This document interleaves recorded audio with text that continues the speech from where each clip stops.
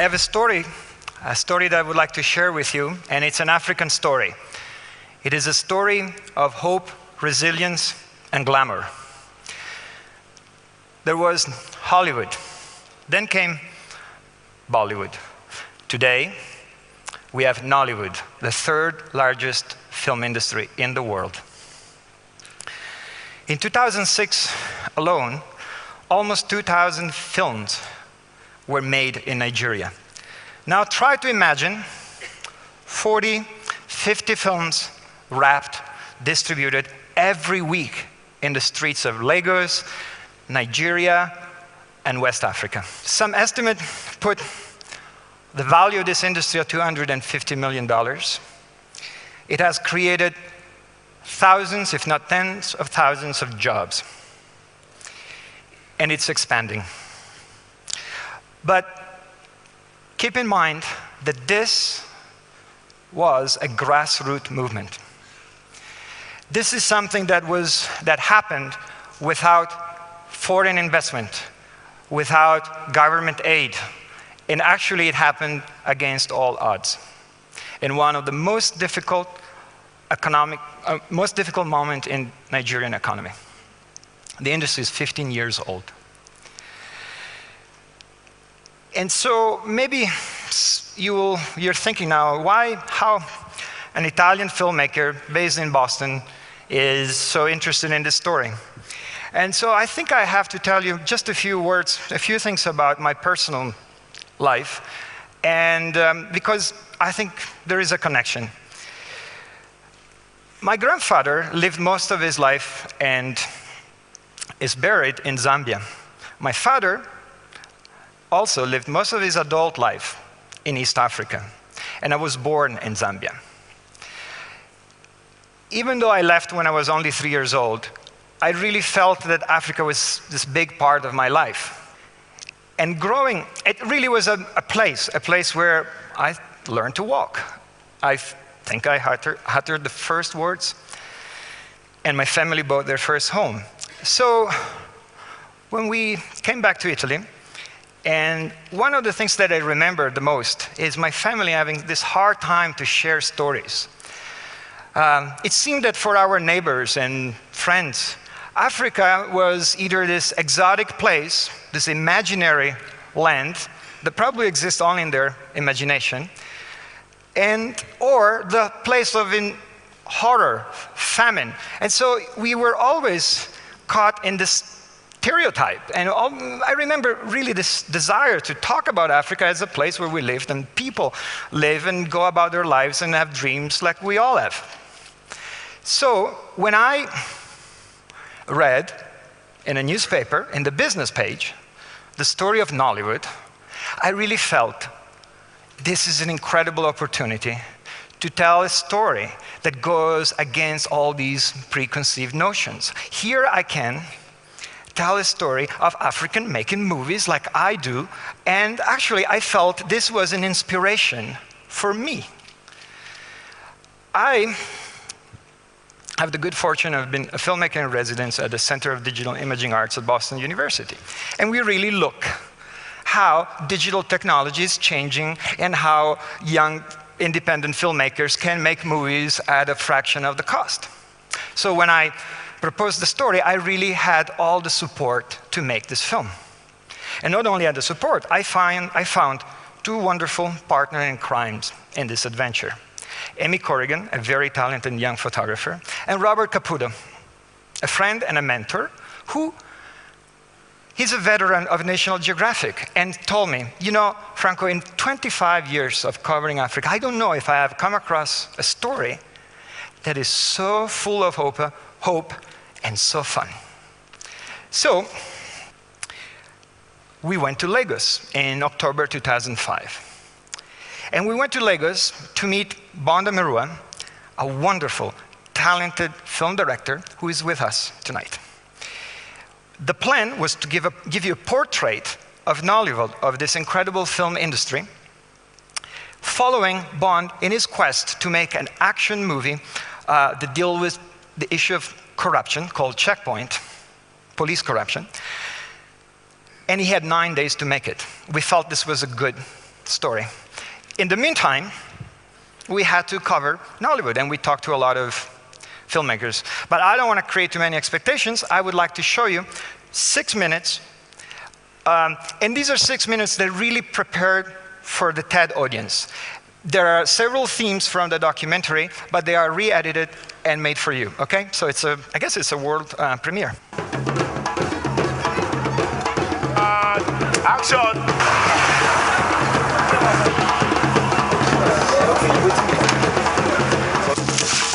You can finance a movie with just $10,000 in Nigeria here, and you shoot in 7 days. Oh, nice. We're doing films for the masses. We're not doing films for the elite and the people in their glass houses. No, they can afford to watch their RoboCop and whatever. Good. Auto check. I think filmmaking in Nigeria, for those involved in it, is a kind of subsistence filmmaking. What they do to make a living. It's not the fancy filmmaking where you say, oh, you want to put all the razzmatazz of Hollywood, where you have big budgets. Here is that you make these films, it sells, you jump onto to the location again to make another film. Because if you don't make the next film, you're not going to feed.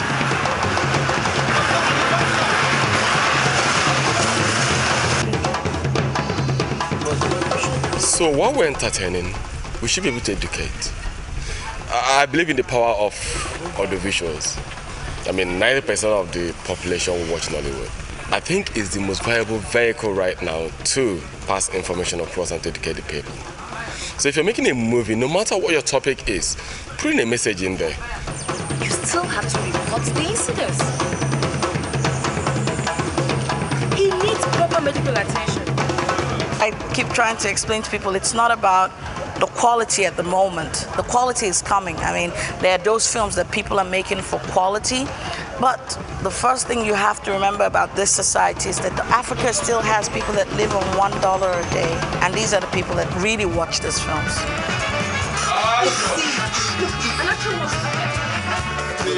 Nollywood is a fantastic industry that has just been born in this part of the world.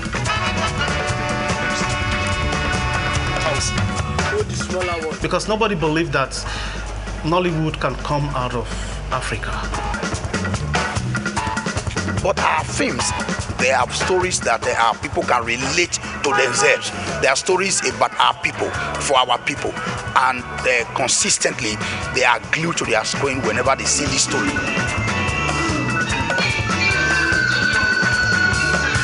Suspense, fun, and intrigue. It's a blockbuster comedy to crack your knees.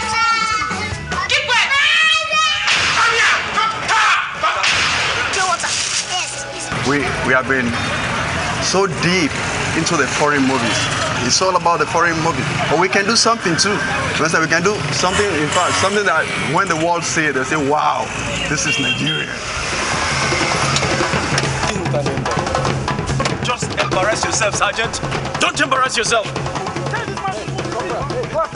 Stand him! Come on! Come on! You wait! Come back!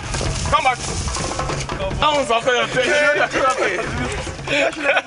You can now walk the street and see a role model. It's not just what you see in picture. You see the person's life. You see how he talks. You see how he lives. He influences you really good. You know, it's not just what you see in the picture. It is not what you hear, you know, from the Western press. See ya. Bye. Hope you're going to catch this. Action! I was so fascinated, you know, with those cowboy movies. But then when I discovered the situation in my country at that time, there was so much corruption. For a young man to really make it out here, you got to think of some negative things and all that, or some kind of vices.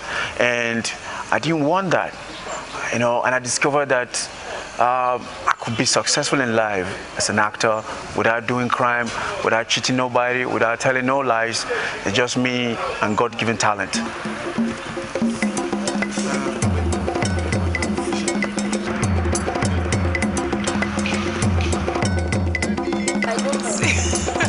Let's go. Let's go. So, okay, it's time to kick some ass. cover this idiot. Move it. The big countries, when they do their movies, they have all these things in place. But here, we improvise these items, like the gunshot. Like the gun, like here now, you see the gun there, but you won't see any gunshot. We use knockout. What I'm scared of is just the explosion. May not go come up my face. That's why I use enough masking tape. The masking tape will hold it. Wait.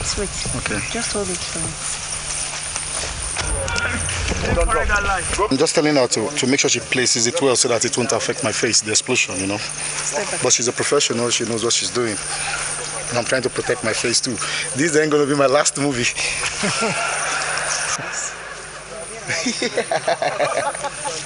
You know, this Nollywood where the magic lives. Put out for where live day. So now you're about to see how we do our own movies here, with or without any assistance from anybody. Action! Hey! Ah! Cut!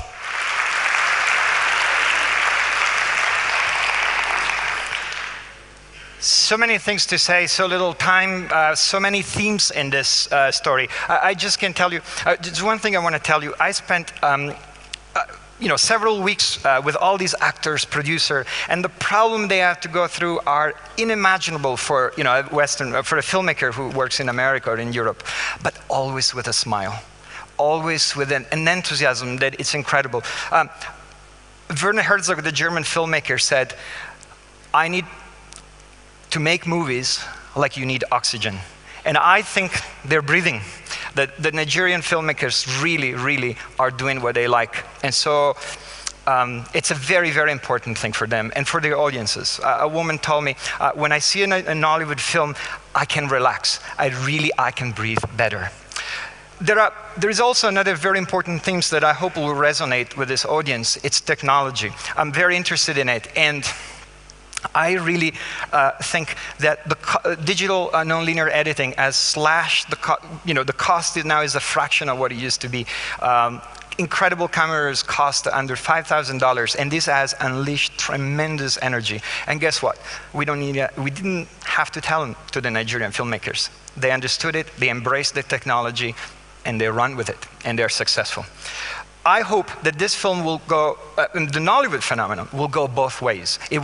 I hope it will inspire other African nations to embrace the technology, look at the Nigerian model, make their film, create jobs, create a narrative for the population, something to identify, something positive, something that really is psychological relief and it's part of the culture.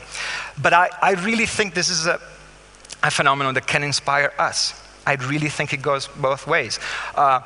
Filmmakers, friend of mine, they look at Nollywood and they say, wow, they're doing what we really want to do, make a buck and live with this job. So I really think it's a lesson that we are actually learning from them. And there is one small challenge that I have for you and should make us reflect on the importance of storytelling. And I think this is really the theme of this session. Try to imagine a world where the only goal is food and a shelter, but no stories around the campfire, no legends, no fairy tales, nothing, no novels. Difficult, eh? It's meaningless.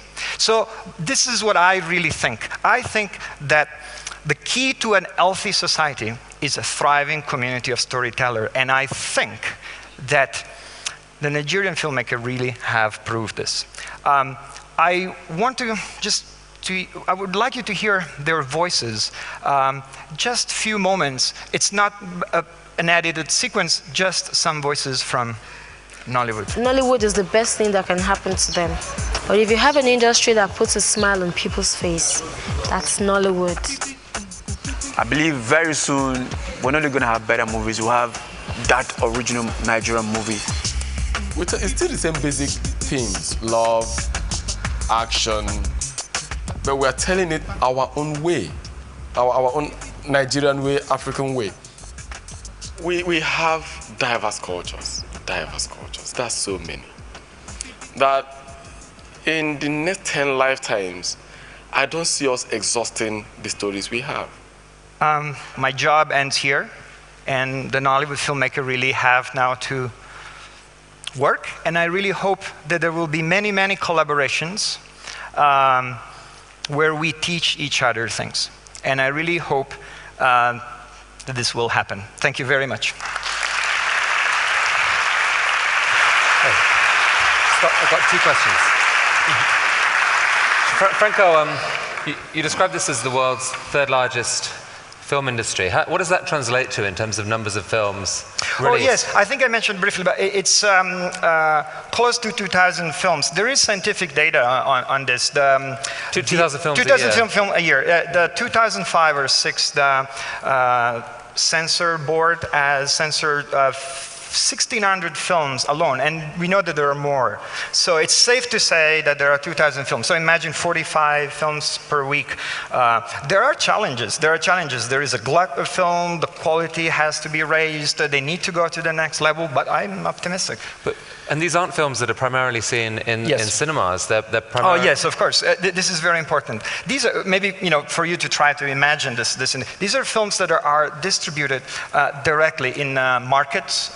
They are bought in video shops. They can be rented for pennies. On what format? Oh, the format, thank you for the question. Yes, it's VCDs. It's a CD. It's a little bit of more compressed image. They started with VHS. They actually didn't wait for the latest technology. They started in 92, 94. So there are 57 million VCR in Nigeria that play VHS and these VCD. It's a CD basically. It's a compact disc. So on the streets, you can be in a Lagos traffic jam and you can buy a movie or some bananas or some water. Yes. and this really, I have to say, this really proves that storytelling, it's a commodity, it's a staple. There is no life without stories. Yeah. Franco, thank you so much.